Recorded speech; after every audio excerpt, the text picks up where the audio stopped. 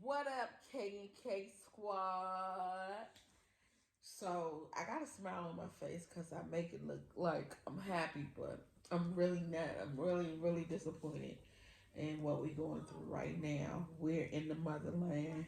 Um, it's several things that we don't like and very discouraged about the whole move. Starting from the time that we got here with the police and the military, and then them not having internet, so I can't do none of my businesses that I wanted to do. I can't even get sufficient internet enough to talk to the people with my containers. The new situation with my container is that the container with the household goods cannot go through because it was owned by somebody previously and a logo is still there.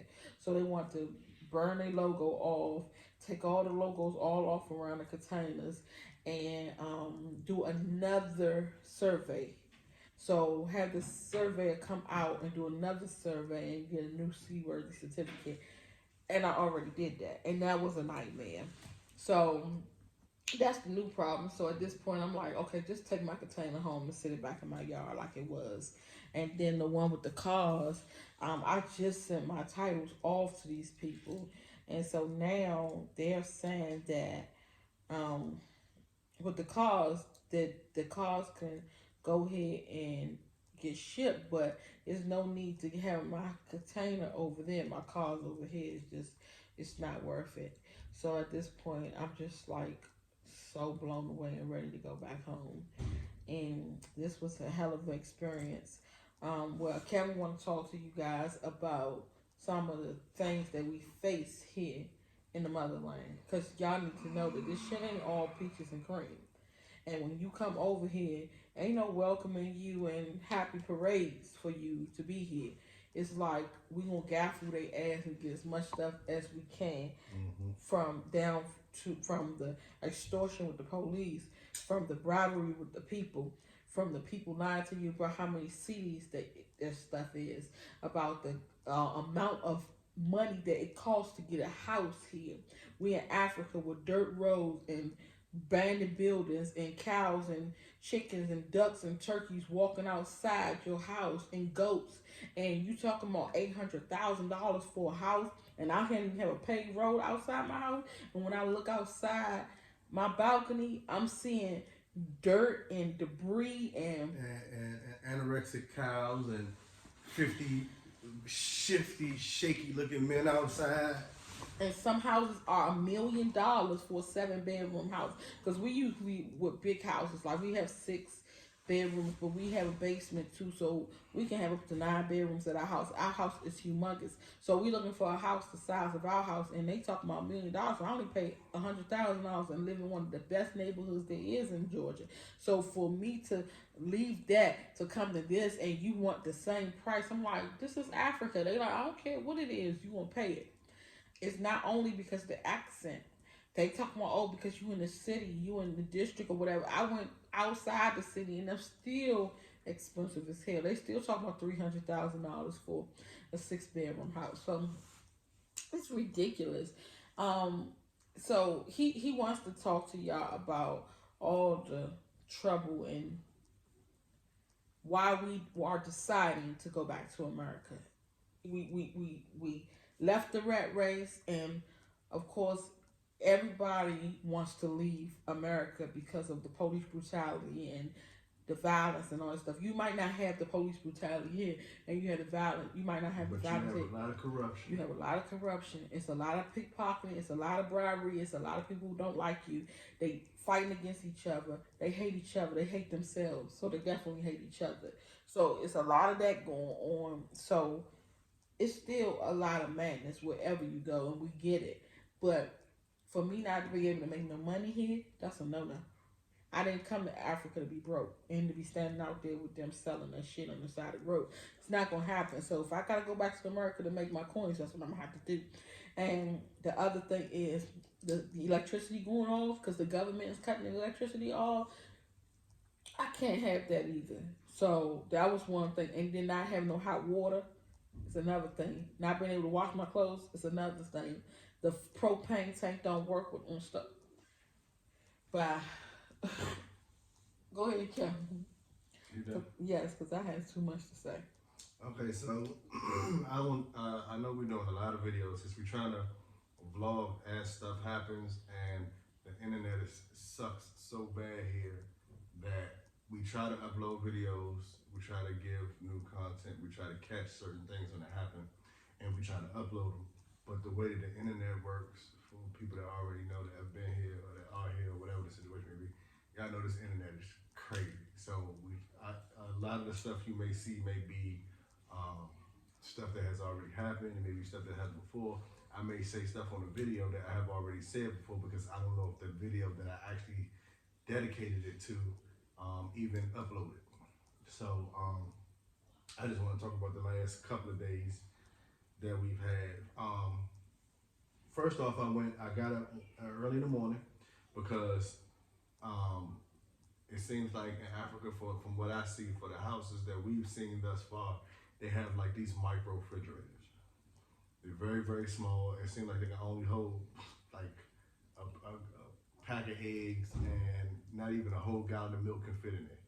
I see that they have these little cartons of milk, and I'm guessing that's why, because you cannot fit a whole gallon of milk in these refrigerators that I've seen thus far. And freezers are small, refrigerators are small, the little stoves are small. Everything that I've seen thus far is small. And I keep trying to edit what I say because I know that I guess maybe when you get to the higher tier of houses and stuff like that maybe the refrigerators are normal size, the washing machines and dryers and stuff like that are normal size. The stoves are normal size. But for what I've seen thus far, and what a lot of people that may be coming from America to Africa are going to experience is going to be what we're experiencing right now, unless you come over here with $1 million. So I don't want anybody to get offended when I say, oh yeah, it's small refrigerators in there, and somebody go, well, hey, all the refrigerators in Africa are not small. Okay, cool, fine. I'm just telling you what I've experienced thus far. So anyway, that was just a little side note. So anyway, I get up that morning. We need milk because, like I said, you only fit with so much in the refrigerator. So I get up, I jump in the truck, I'm riding down the street. Traffic it's probably like 10 o'clock. Yeah, and in America we used to like rush hour. So rush hour was probably maybe from 6 to 8:30, 9 o'clock, and then from 4 to 6 or maybe 4 to 7 depending. In the evening time, excuse me. So then I get up, I'm on the road. It's traffic jam. It's like 10 o'clock. It's like a traffic jam. I'm like, where the fuck? It's like 1,000,000 cars in a crowd. It's like it's a gazillion cars in a crowd. And then it's crazy because it's a gazillion cars in a crowd, and it's another gazillion people walking on the street. Like, what the fuck? If I ain't never seen something so overpopulated in my life, maybe I need to go to China. Because I heard China is bad. But it's a gazillion cars on the road, and it's another gazillion people on each side of the road when you're driving. So anyway, it's raining, I'm driving, and it's a traffic jam. So I end up getting over and making it to the grocery store, the little grocery store. We've been there a couple times. We got a video where we went to go eat at a restaurant that was right next to the grocery store. So anyway, I go in there, I'm pushing my cart, I'm shopping, and I grab some milk, I grab a couple of things, and I seen a little car charger. This one right here. So I needed one of these, right? Because we got chargers, and a lot of the chargers don't. Well, none of the chargers work for the wall sockets that we have. So we got one converter, and we got a power strip, and we using pretty much everybody charges their stuff on that. So I wanted one because we use the navigation a lot. Now the navigation is completely inaccurate. Like most of the time, first of all, there are no addresses. So if you tell somebody, "Oh, meet me here," they're gonna say, you say, "Well, where you at?" They say, "I'm gonna send you my location," and you just gotta take their location and put it on Google Maps, and they'll tell you where they're at. Now, if they're not there, they can't tell you, "Oh yeah, meet me at 1201 50th place." They can't say that.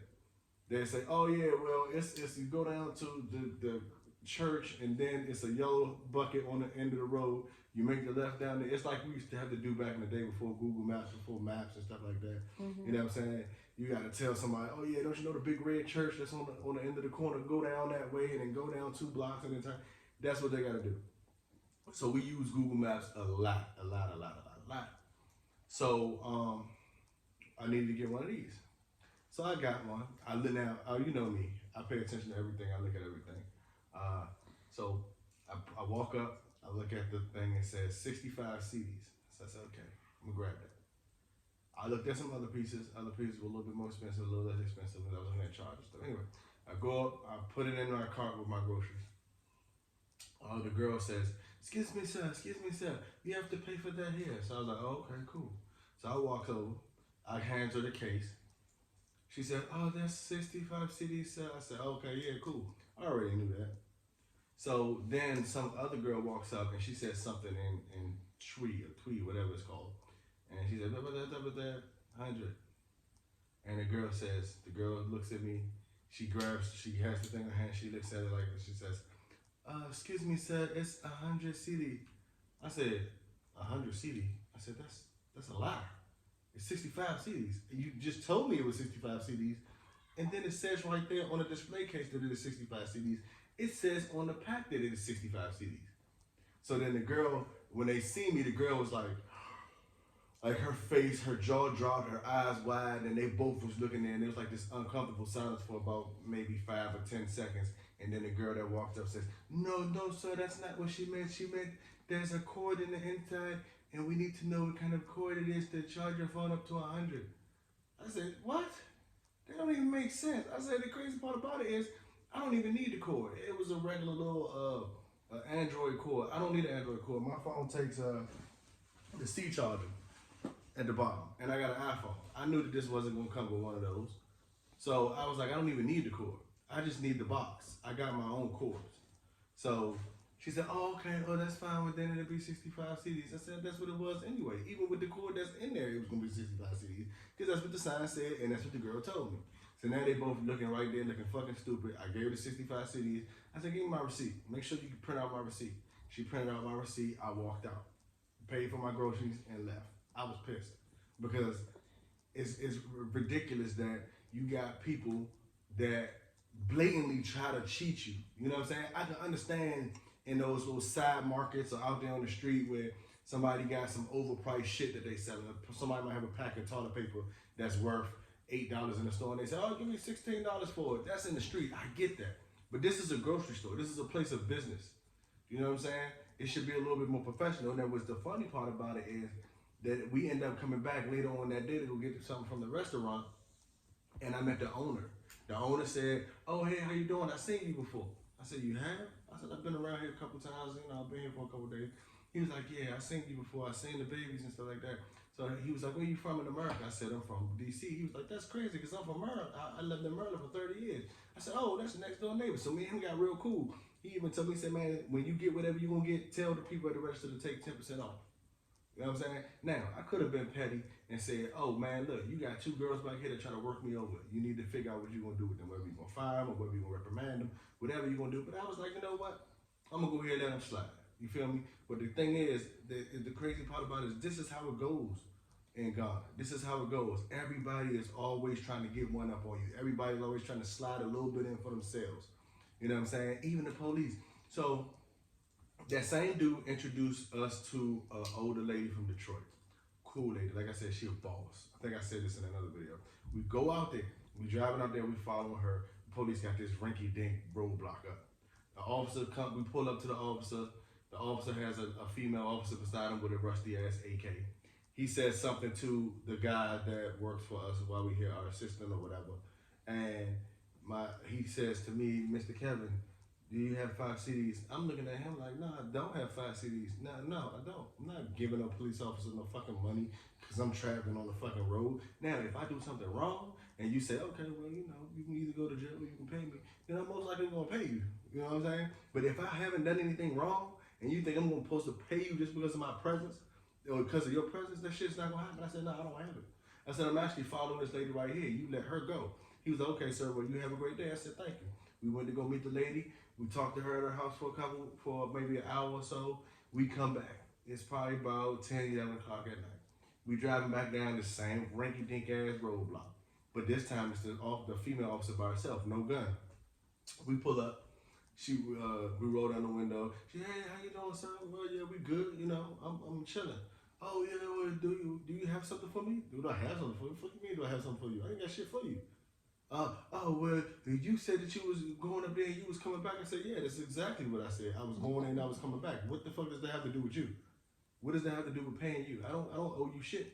You know what I'm saying? Is this a toll? Because if it is, then I'll pay the toll. But this is not. This looks like a fucking rinky-dink ass extortionist roadblock to me. So anyway, she says, "Oh no, sir, don't look at it like that. Look at it as an offering, or look at it as a tip." Yo, all right, the fuck am I gonna tip you for? I'm tipping you for inconveniencing me while I'm trying to get back to my house at 11 o'clock at night.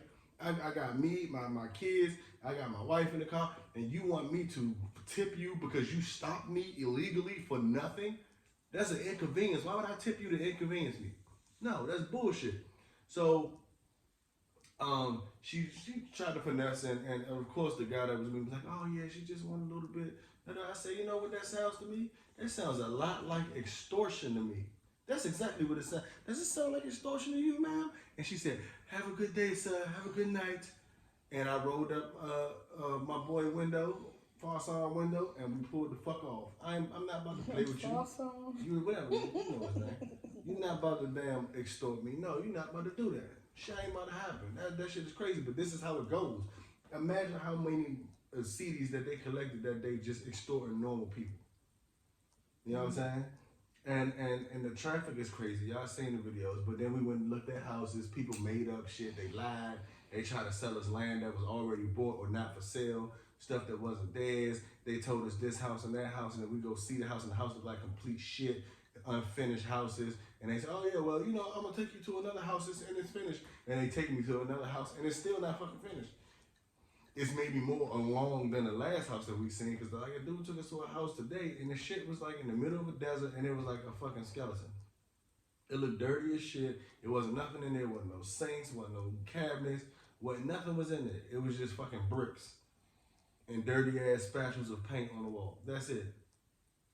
And then he said, "Oh no, we got another house." And the crazy motherfucker, like, you live in the city of Accra, like I guess it's the metropolitan city. That's where all the shit is popping in. You go anywhere out, you got fucking dirt roads. You got like the Google Maps told me, "Oh yeah, I'm gonna give you a shortcut that's gonna cut you off 30 minutes." I said, "Oh man, that's great.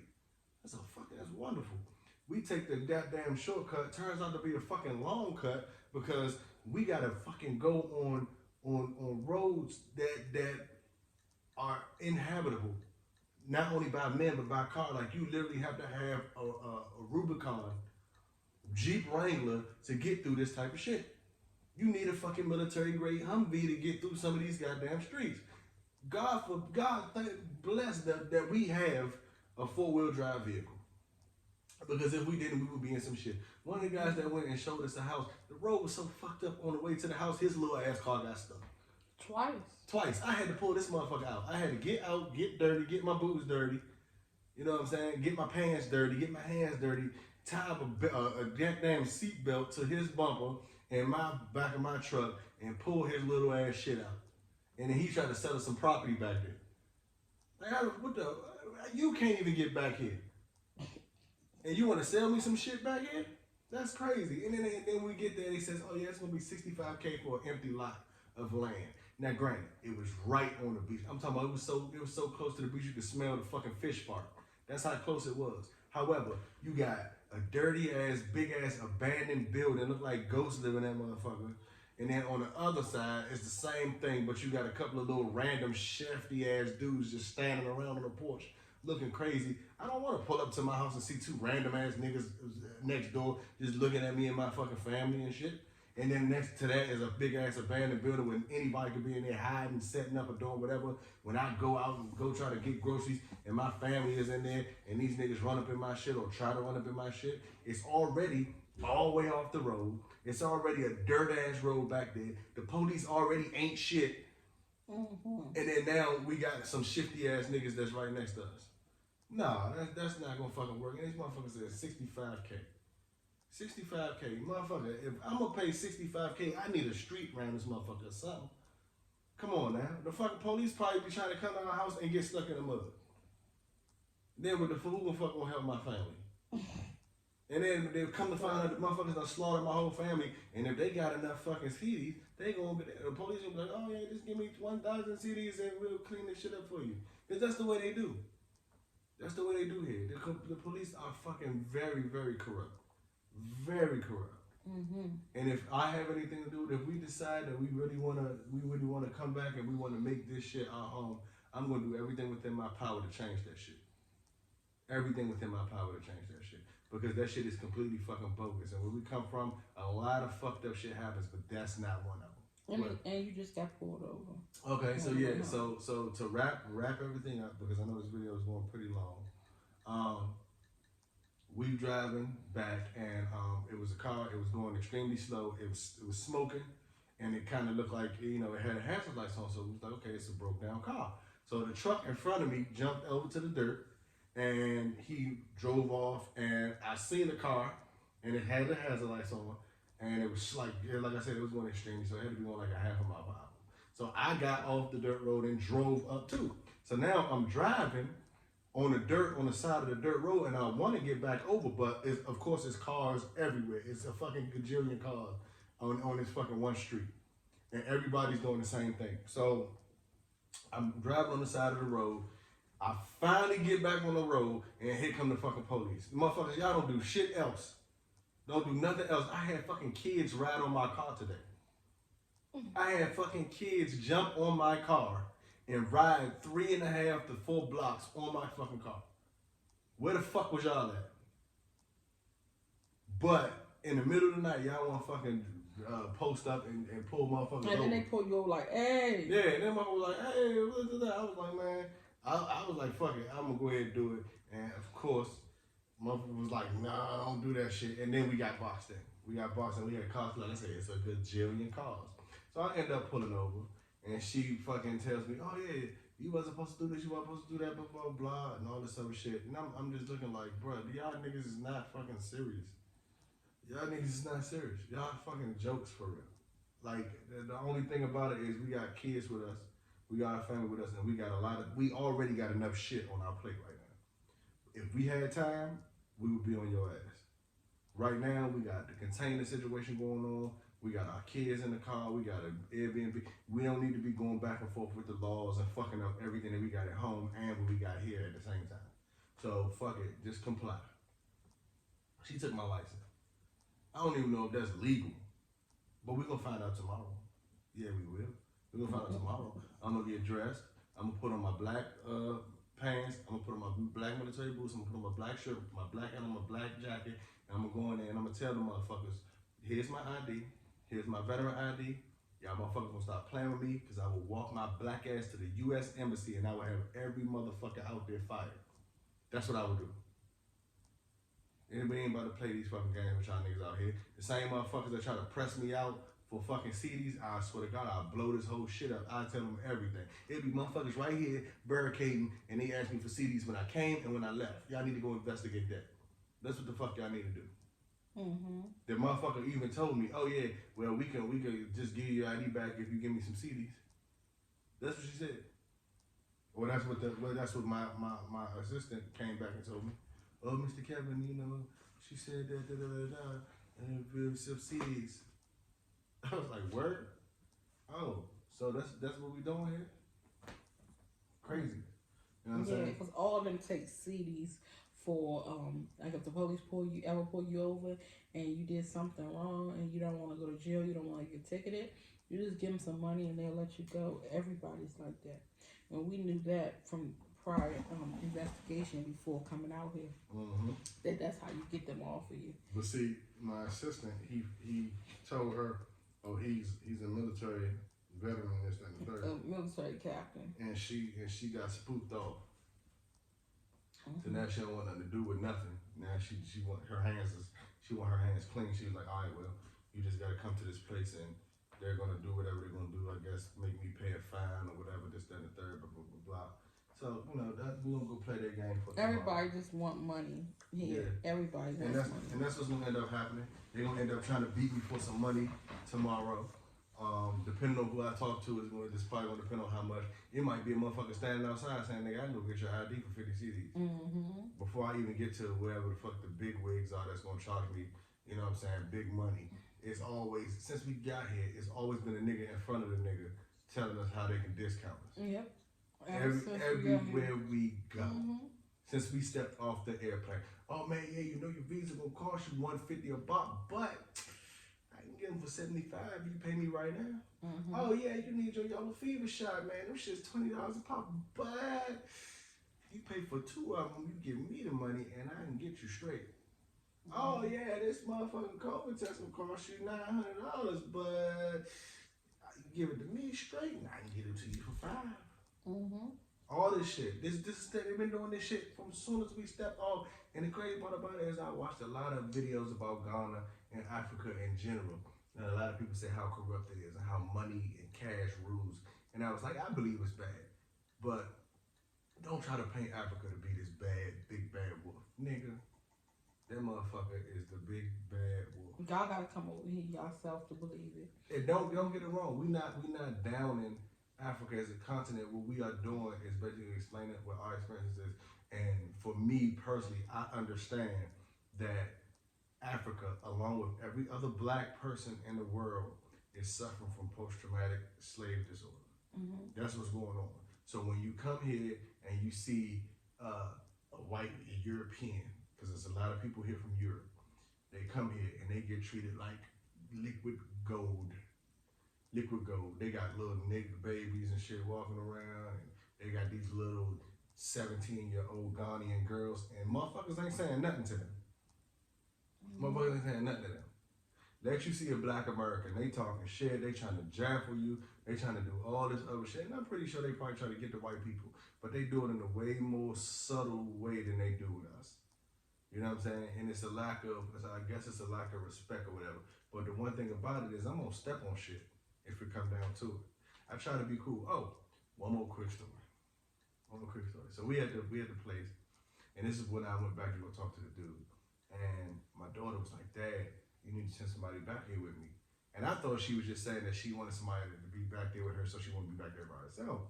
So I sent Camaro. So I get back, and she's like, she came out the store and said, "Dad, I feel uncomfortable." I said, "What happened with you?" He said, "This dude just asked for my number. A motherfucking YFN Lucci looking ass nigga." So I'm like, this nigga look like he gotta be at least fucking 20 something. So at first I'm like, calm down, Kevin, don't worry about it. He probably just, niggas do that. That's what niggas do. You know what I'm saying? And the more I'm trying to calm myself down, and I'm asking her exactly what happened. I'm trying not to over exaggerate things or whatever. So I'm asking her, what happened? Did he approach you? What did he do exactly? We're doing a video camera. So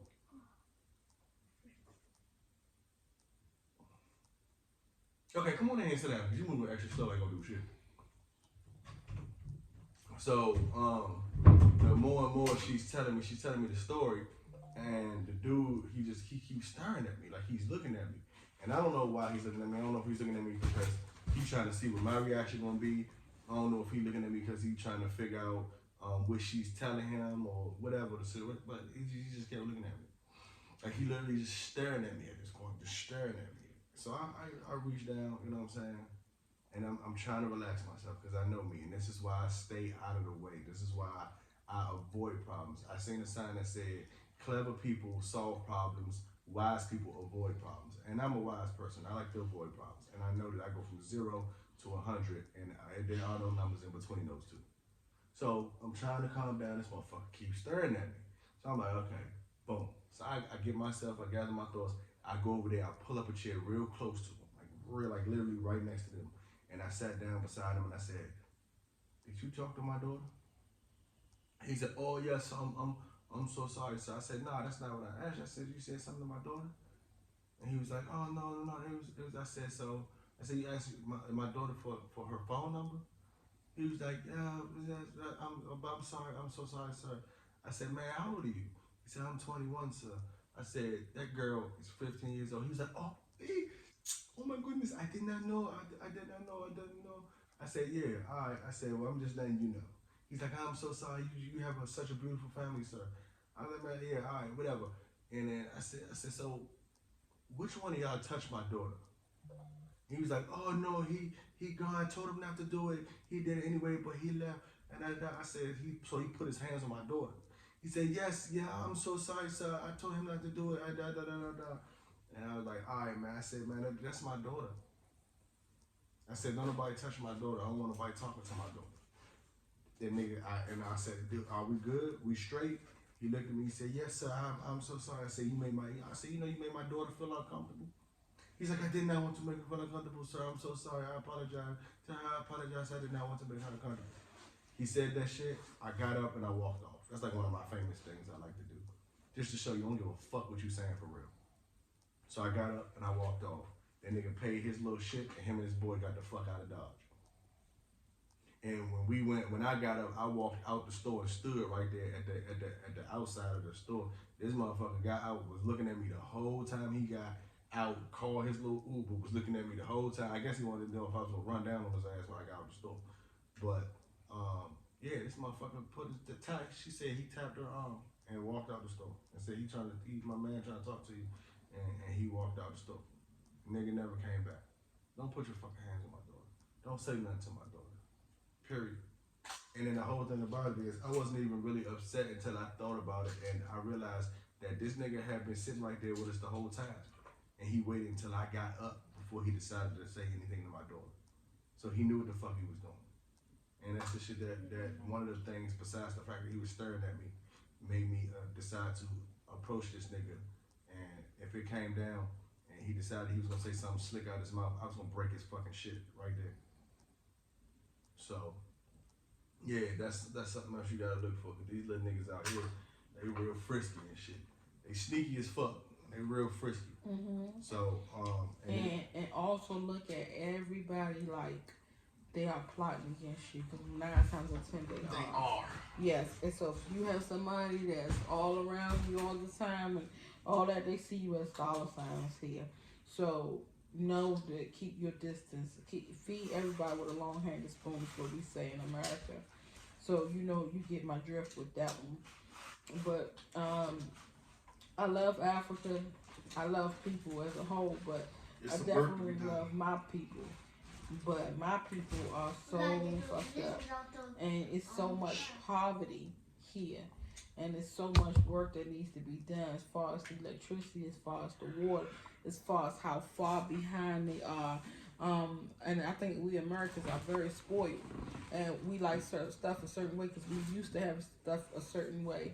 But to see like just normal stuff, like for instance, we went to go get our cell phone, and I don't know if y'all remember, but back in the day, probably back in like what year you went to the military? Okay, he went to the military in 2000, and he had a Sprint phone. He was one of the first persons I seen with a phone, and his phone was one of the flip ones, where you flip it up or whatever, and you have like you dial it and put minutes on it. So back when he had Sprint, you had a certain amount of minutes. You might have like 200 talk or text minutes, and then you'll have as far as the data plan, you might have like 30 or 80 minutes for your data plan. But he didn't want to talk on the phone during the daytime because before 9 p.m. the minutes will go. But if you use the phone after 9 p.m., the minutes was free. Now, if somebody else had a Sprint phone, you can actually talk to them for free. So it was always free Sprint to Sprint, and it was free after 9 o'clock. But you was using those 200 minutes otherwise during the day, and your data was separate. So you had your talk and your text minutes, you had your data minutes. They are still doing the same thing. Same shit. They are still doing that. They have not upgraded from not one fucking thing that makes sense. And so remember when Sprint Sprint first came out, they was using what you call it the SIM cards. So we had to go to the store and get SIM cards put in our phones, because that's in order to talk, you gotta have a SIM card in your phone. So Sprint had stopped doing that a while back with the SIM card situation, but they still use the SIM cards. And also something else. Also, they still have that little mobile box that you can get a certain amount of minutes on there, which is your data plan. and then they got the little plug-in one that you plug in the house for the data. But the internet is terrible. Like you get internet every now and then.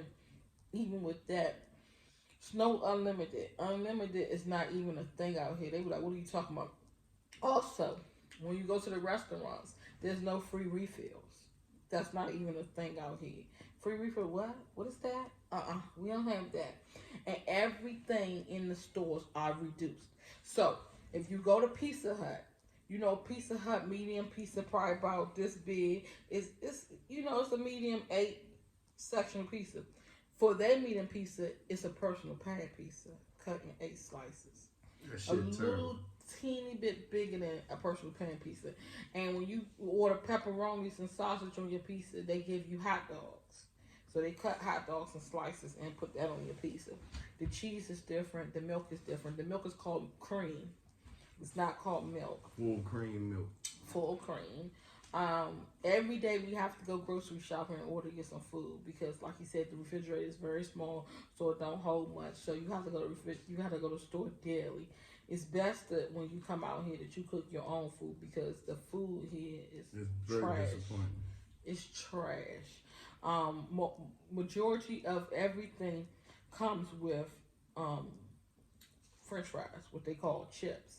So if you get some chicken and chips, that's what it is, chicken and French fries. And also, like when you let's say you go to Pizza Hut, right?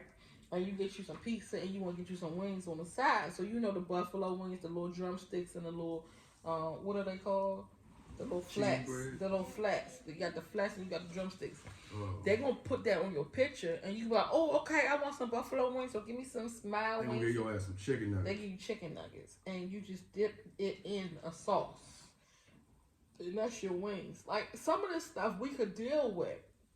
Like we did go to a restaurant. What was it called? Lord of the Wings.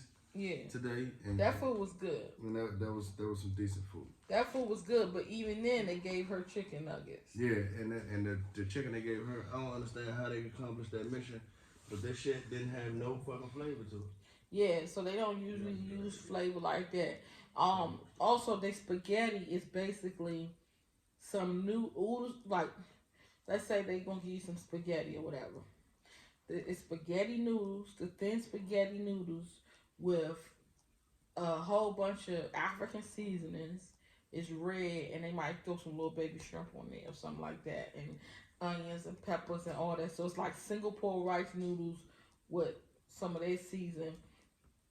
It's just a lot of stuff that we're not used to, but we're willing to deal with it. But when you throw so much at us at one time, it's like, how do you manage? And then I'm like, okay, I still try to deal with it, and I'm trying to, and I'm gonna stay here a little while longer. But you can't take for so much, like you said yesterday. It's so many inconveniences that they have. Like I said, the food, and then when the lady that we talked to, she had been here for a while, and it blew my mind when she said that the government cuts off your electricity, motherfucker. If I'm paying my electricity bill every month, don't touch my fucking electric bill. Don't touch my electric. You gotta have a solar panel. I don't give a fuck what y'all issues are. If that's the case, make sure y'all subsidize my goddamn electric. If that's what y'all gonna do. Don't have me paying my electric bill faithfully and going broke trying to keep up with this shit. And all y'all motherfuckers is cutting off my electricity because y'all fucking feel like it. Like, y'all got a lot of fucking gang, and then electric done been out numerous times here.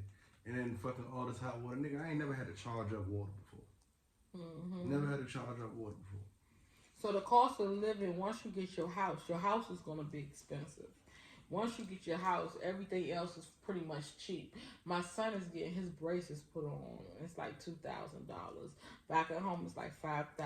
So you will find the pros and cons some places, and then some places you won't. The freaking beds and pillows are like bricks. When you talk about sleeping on bricks, that's the mattress. We're sitting on the mattress right now, and you can actually knock on the mattress. It's like bricks. It's so fucking hard. It has no cushion for my pushing at all. None. It should have hurt you. Yes, my body hurts so freaking bad every day. I like sleeping on hard beds. But not like. But this shit right here, this shit is a whole nother level. Yeah. I've been some places. I've been in the military. I've been to a couple of spots. You know what I'm saying? And the fucking beds here are ridiculous. And the pillows too. The pillows. And the toilet paper. And the paper towel. And all this stuff is just comes. The fruit that they sell you is fucking hot. Like, yeah, it's hot fruit. That motherfucker gave me a pineapple. The shit was so hot it was nasty.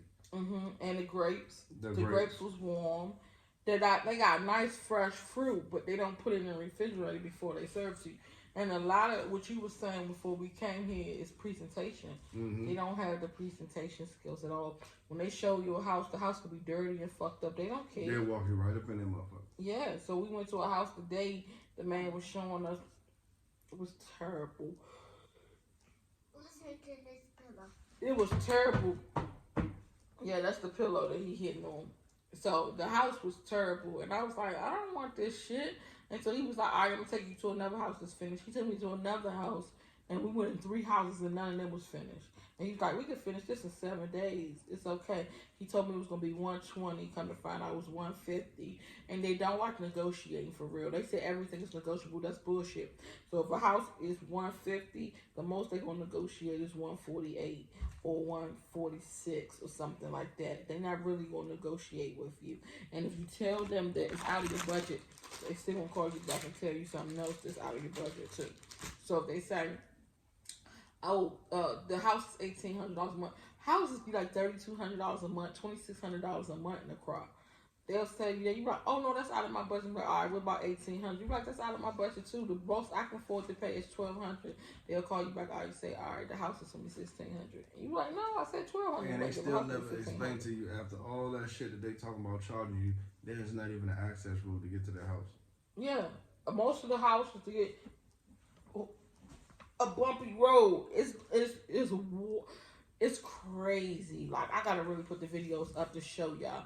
It takes a long time to get to the house, and the house be bumpy road, but it's some beautiful freaking houses out here. It's some nice shit. It's some nice houses. People are putting money into this stuff and building up out here, but those roads are terrible.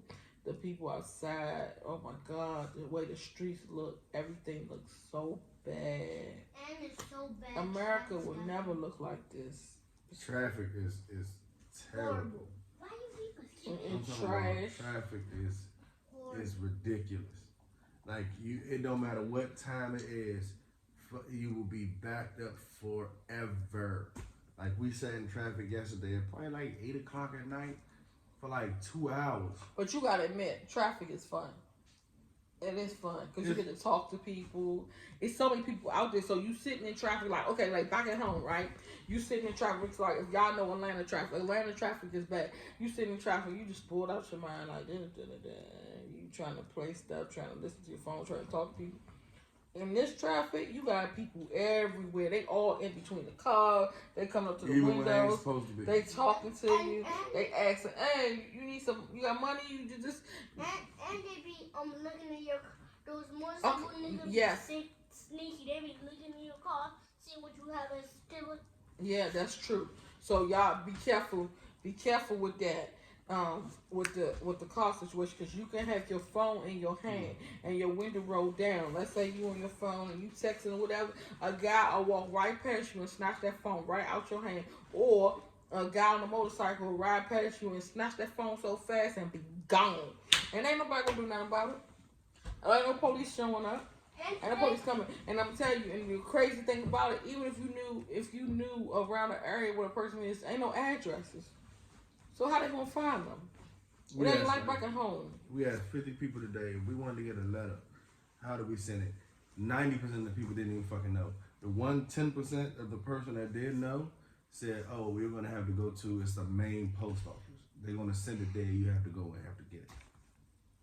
So how do you know when to send somebody? If somebody do something to you, how do you know when to send it? What did the security officer tell me last night? Some wild shit. He told me send it to a church. And they're going to pick it up. I said, so the church going to know who I am? He said, yeah, you just send it to the church and pick it. I said, look, when you used to something, you used to something. And I know I came here to build Africa up. I came here to help my people.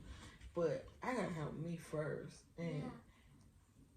I can't even get my shit together out here. They don't want you to get your shit together. They so busy trying to overrun you and trying to cheat you and trying to scam you out of Yes. little CDs here and CDs there that they make it hard on purpose. You know what I'm saying? And it's not really, to me, what I can say in all honesty is it's not anything personal. I think it's just that they're so fucked up out here as far as when it comes to money and poverty. They look at anything as an opportunity to get at least a smidget of a way ahead than what they are now. So I don't look at it and say, oh yeah, you try to fuck me over, da da da da. I feel like you trying to cheat me and you are. I don't think it's anything like saying, okay, it's just a specific person. I think that's just they're just so fucked up that that's just what they doing. That's how it is with poor people. That's what they used to do. Mm-hmm.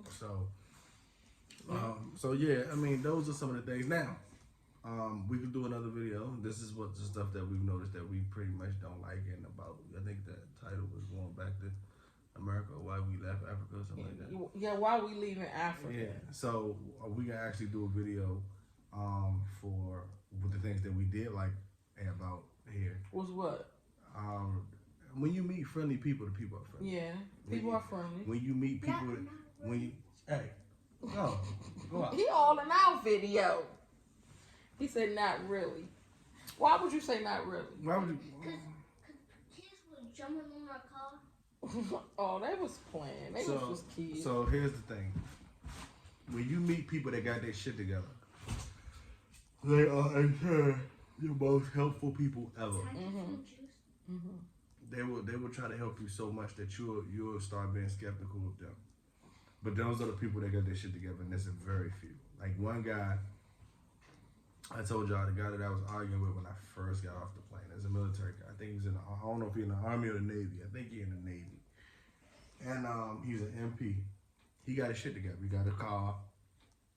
Apparently he got a house. He got a good career with him, because I heard that the military here is very coveted by a lot of people. You got to pay, and you have to be selected to be in the military here. It's not like the American military where they pay you to be in the military. Any dipshit can get in, as long as you don't have a record or a mental illness or something like that. But he got his shit together. He got his own car and everything. He calls me every day.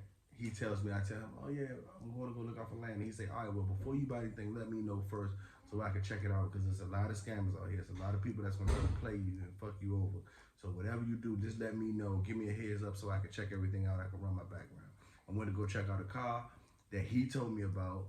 And like he had called me and asked me how I was doing. I told him I was looking for a car. He said, okay, cool. He called me that same day, said, hey, look, I was riding down the street and I seen the car. I'm gonna come pick you up. We can go look at it. Cool. We go look at it. He on the nigga's ass who's selling the car. I'm talking about every nook and cranny. He calls his mechanics up. Hey man, look, I'm gonna call my mechanics and have them come look at this car. He called the mechanics. They come look at the car. They on the dude who's selling the car ass. You know what I'm saying? Then he come drop me off. I say, hey man, look, this is for your time. He was like, nah, I don't want no money. The fuck, man, we good. You know what I'm saying? Like when you meet a person here that got their shit together, even slightly, they are the nicest people. They will help you out. They will go above and beyond to make sure that you're straight. They will come in. They will check on you. They will pop by your house early in the morning. They will pop at your house when they get off of work. Whatever the situation is, they will call you. They will text you. They will call you and text you so much you'll be like, bro, just give me a break today. I just need a break. I told you I needed this, but I'm just taking a break right now. And they were like, oh no, because I checked this out for you. They're good people. You know what I'm saying? The ones that are not fucked up, which is, and the bad part about it is so many that are. It crowds out the 17% of them that's not. Another thing is being around a whole bunch of people that look like me. Like, I'm the darkest person in my little sub family here. But to wake up and go outside and see people that look like me, and I can laugh and I can talk with them, and there's no disconnect. You know, maybe there's a language barrier, maybe there's a slight culture barrier, but just the feeling that you get from being around your people, especially when you get to talking to them and you see that they decent people, and y'all can talk without like a racial undertone with anything going on and stuff like that. I think that's a good thing. It's a beautiful thing. Another thing is there's a lot of nature out here, a lot of trees, palm trees, a lot of open space, open fields and stuff like that. It's a lot of land out here to be conquered. The beaches are beautiful. It's definitely some good things about Ghana. The food is fresher. The fruit on the trees in your yard. Mm-hmm. That's so nice. And you know what's so crazy? You gotta find out for yourself. You gotta find out for yourself because people can tell you any and everything. You have to go look for yourself Mm-hmm. in order to know. But when you at home, you feel home. When you are welcome, you feel welcome. You gotta get that feeling. When you get that feeling, when you know, you know. You But know. Africa, and Ghana specifically, we got a lot of work to do.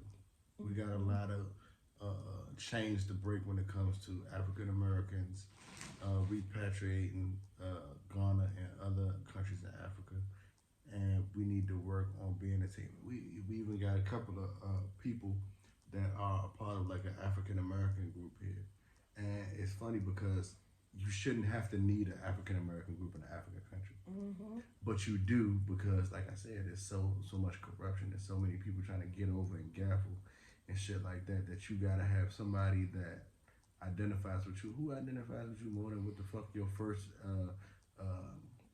description is? Your first description as an African American is an African. You come back to Africa, you expect to fit in, but they separate you. You see what I'm saying? So um, it's a lot of work to do. It's a lot of work to do. So I mean, it's a good fight.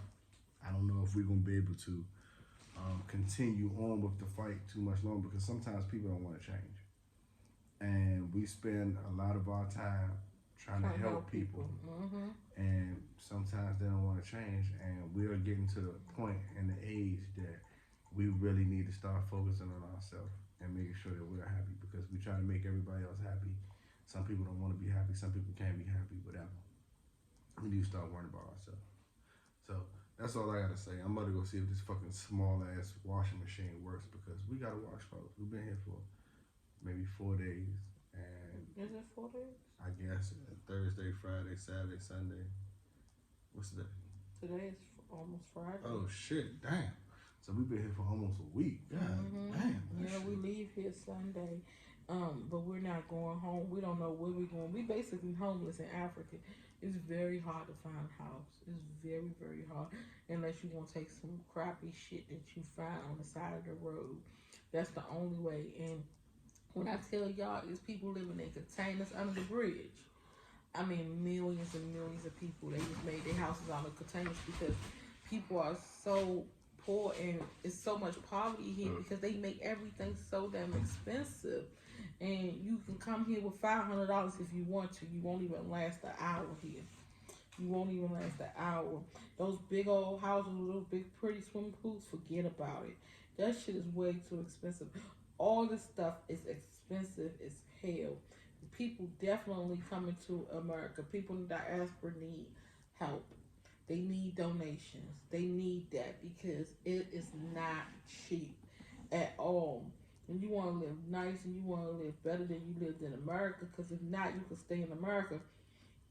I got a better house in America than I have here because now I don't have no place to go. I don't have no place to live. And basically, we are homeless. We stand in these people's place. It's like an Airbnb place. We pay $100 a month. So we here for 7 days. We pay him $700. Everything is so freaking expensive. We pay $100 a day for our car because our cars have never came, and that's a whole nother talk show. So $1,400 a week to be in Africa. And Go figure. newsflash: the washing machine does not work. So that means since we've been here, the water has not worked, off and on, very scarcely. We don't have hot water. The hot water has never, ever worked. No, we don't have hot The water. washing machine does not work. The internet does not work. The The cable TV. does not work. No. There are lizards in this room. crawling through this motherfucker. I don't know how they getting in, but they in this motherfucker. Somewhere, somehow, there are lizards getting in here. And I ain't talking about no fucking friendly Geico lizards neither. I'm talking about lizards that look like ambulances. The motherfuckers orange, blue, green, yellow, red, purple. And they came right in here somewhere It's all chrome on the curtains and everything. I thought it was a goddamn design on the curtain. It's a real fucking lizard silhouette on the goddamn. Oh my god, this shit is crazy. This shit ain't for us. And don't get it twisted. Don't think that we just some fucking American crybabies, because we not. We done been through a lot. We've been through hell shit. and that. But it's just certain shit that we shouldn't have to deal with if we got a choice. You know what I'm saying? Like, we have a choice in the matter with this shit. And everybody said, sell your house when you go to Africa. Don't sell your house, because you never know when you want to come back to it. And don't give up your citizenship either. Yes. I know a lot of people are going to Africa and they say, oh, I don't want to be American no more. And they giving up their fucking citizenship. Don't do that shit. Don't do that shit until you come over here and realize if this is exactly what you want to do. You're willing to take the good with the bad, the up with the down, and the side with the side. And even if that's the case, if you have an option to do dual citizenship to keep your American citizenship, do that shit. Don't give up your citizenship just yet. I don't give a fuck how African you think you are. Don't give up your citizenship. like I am. Yeah. Yeah, because it's not what it is. It's not easy. Yeah, it's not. It's not going to be easy. So make sure that you in for it, and like I said, come and visit, and even bring your kids. And I'm even just saying, imagine if we did sell our house, because I thought I was wrong for not selling my house and for coming over here, leaving my house right there. But something said, no, you gotta have some cushion. And I didn't sell. And our house is still sitting there waiting for us to come back home. And when we come back home, it will be there. But imagine we sold our house, we come over here with the $300,000 for it. We're like, even you having the money, you having $300,000 at your disposal, and to see a house that's less than what you sold your house for. So, for instance, I got a big old mansion, right? And I got 6 bedrooms in the mansion, and some other rooms downstairs. They don't call them bedrooms, but just regular other rooms, right? So my mansion is 5,000, 6,000 square feet. Okay, so I come over here and I see a house that's 4 bedrooms, 2,000 square feet, 2,000 square feet, and they want $300,000 for it. Like, where's the equivalent? Like, how can you give me a 4 bedroom in Africa for $300,000, but I sold my 6 bedroom for $300,000? It doesn't add up. So even with the money in hand, I'm still like, hell no, I'm not gonna pay it. Even though I know I'm not in America anymore, I get it, but it's common sense that you don't pay for something like this that much. Like, we saw a 4 bedroom today. For the 4 bedroom, he wanted $600,000 for it. I'm like, where? This house ain't nowhere near worth $600,000. Then the joint was small as hell. I mean, it was cute on the outside, but I'm like, hell no, the one where the dude kept saying, He kept smiling. Oh, you want the dirt road outside? Yeah, the dirt road outside. So I went on the balcony and I looked at the across the street. And across the street was terrible. There be dudes hanging outside all times of nights and shit. You yes. don't know what the fuck. I can take you outside right now, here in Accra, and you will see. Now I'm in Prime right now, but I can take you outside in Accra, Prime, wherever, Timma, and you will see. Hundreds of niggas. It never stops. Females too, and the crazy part about it is the street lighting is terrible. Yeah, there is none. It's fucking terrible. So it's 8 o'clock. It get dark early. And the gas station's closed. The gas station's closed. There are barely any, if at all, street lights. And you got little kids, you got females, you got random niggas just walking down the side of the road, just in the middle of the night. Crackhead cows. The shit is unsafe. It's Chickens. fucking, nigga, I seen 6 bulls today. And I ain't talking about Chicago. I seen 6 bulls, my nigga, horns and everything. I was just walking across the fucking street. Niggas is playing soccer next to them and shit. People walking past on their cell phones and shit. And they fucking bulls, nigga, is just walking down the street. I don't know where the fuck they was going. But the motherfucker was just walking down the bulls, my nigga. Man, look. And then it's dark outside. Who the fuck wants to run into a bull in the dark? Exactly. If I was a female, who the fuck want to walk into three niggas in the middle of the night? I don't. So you know, and then they want to sell you a house right next to this shit.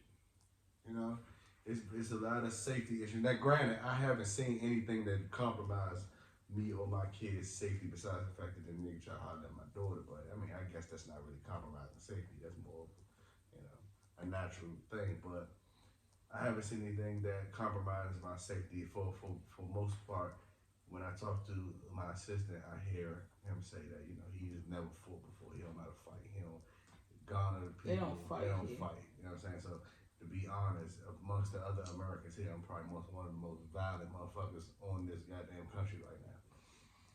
But just growing up in the United States, we know that it's a lot of danger out here. So when they sell you a house and that shit in the middle of nowhere and they got a dirt road going to it and this niggas walking past that motherfucker at fucking 11 o'clock at night, it's fucking about 100. It's like you get kind of worried about your goddamn safety. So that's it, guys. We are at an hour. We're gonna end this, That was and an we're hour. gonna and we're gonna come back tomorrow and tell you what's going on. We have to get ready to leave this place. We don't know where we're gonna be staying at. I really want to get a minivan, and because I'm on the continent, I want to see more stuff. I want to travel. So as long as my container get back home safely, and I can put my cars in storage and just pay for them until I get back, that's what I'm gonna do. But I want to explore the continent, so we might just go try to buy a van tomorrow and drive to Cape Coast, Kumasi, um, to Takari or whatever the fuck it's called. I can't get it right. But I do want to drive to Gambia as well, which is like 16 hours. So I want to explore the continent, and then before I leave, I just give the van to somebody, let them have it. Fuck it. At the end of the day, I spend $100 a day on transportation, so it would be good that if I spend $100 a day, it's equivalent to me spending $2,000 on a car for myself. So I'll just do that and just give it to a young lady that needs a ride or needs